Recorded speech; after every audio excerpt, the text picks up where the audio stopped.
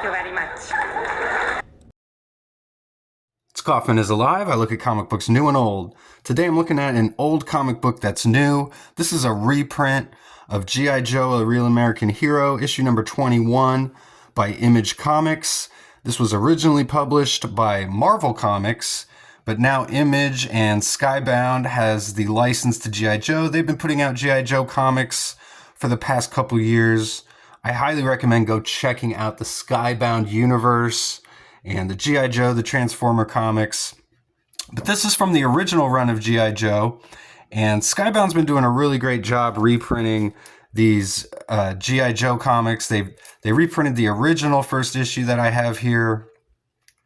It's got the, it looks just like the original Marvel Comics G.I. Joe issue, except they've changed a few things. It says Skybound Comics Group here.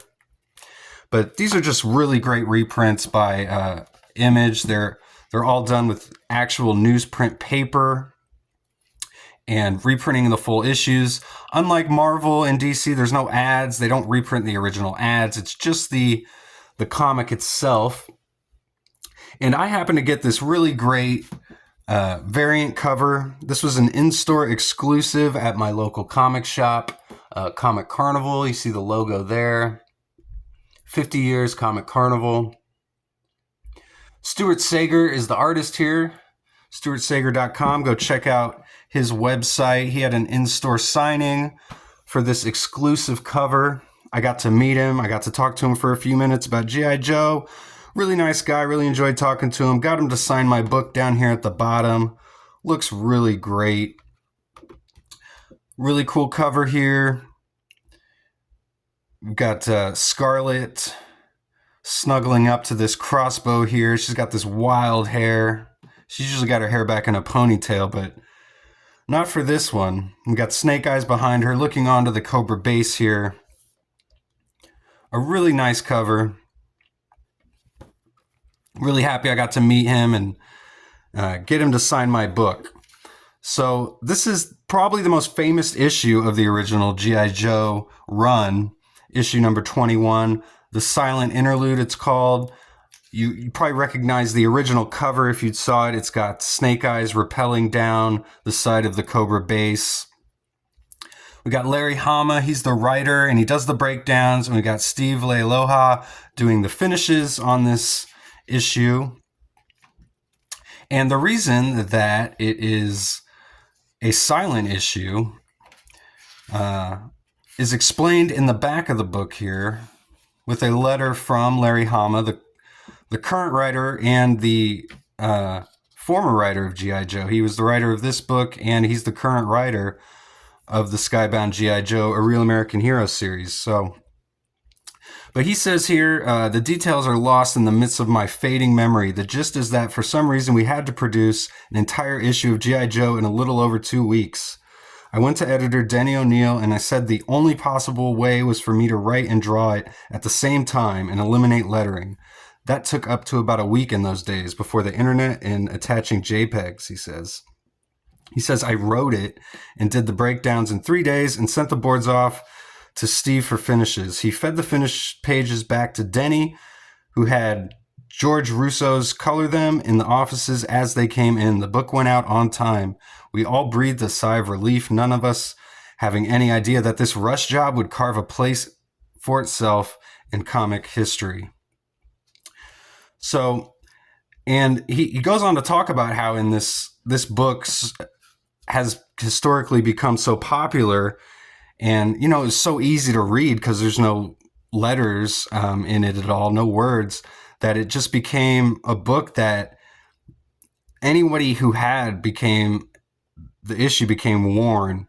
And that might be a reason why there's so few copies of it around these days. It's just because it was such a popular issue at the time, which was something I was talking to Stuart about too, is that a lot of those early back issues, those really famous back issues, the really pricey ones, part of the reason they're so pricey and sought after is because there aren't as many copies anymore.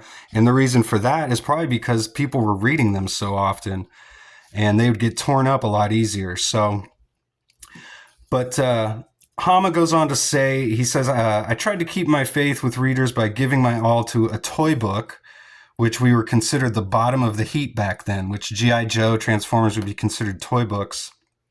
He says, despite working for a lower rate and being completely ignored by the organized comics fandom of the time, I never imagined it would have the legs it has. Thank you all for your appreciation.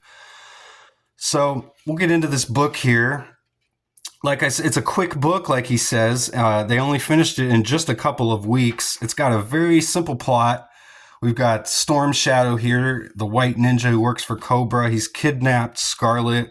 He takes her to the Cobra base, presents her to Cobra Commander here. I just love the character designs of G.I. Joe, Scarlet, Storm Shadow, Cobra Commander, Snake Eyes. Just great designs on these guys.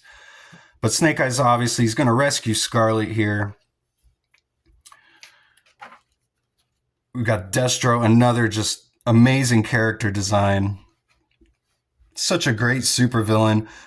But the only words really in this whole book are just, there's an intruder coming to their base. It's Snake Eyes here. He lands on top of the Cobra.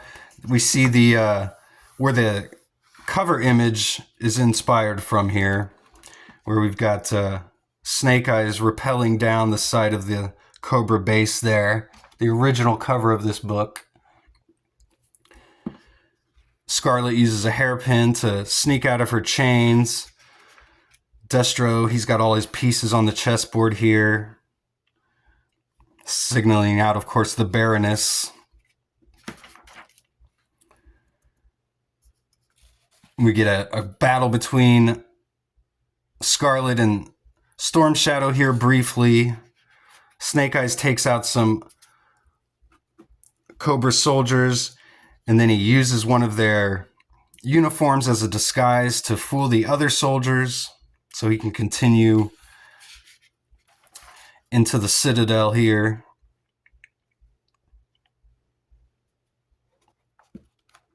Just great sequential storytelling from panel to panel. This book really shows how you can do it without words. And most people read comics pictures first anyway. I mean, that's the Marvel method as well, is to draw all the pictures first and then come in with the words. So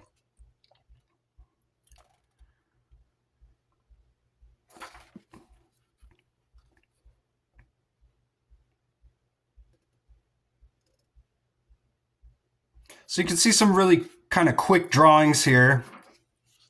Some of these faces on Scarlet don't look too great on some of these pages, but like Larry Hama said, he only had a few days really to come up with this entire issue. So, but Storm Shadow is confronting Snake Eyes here.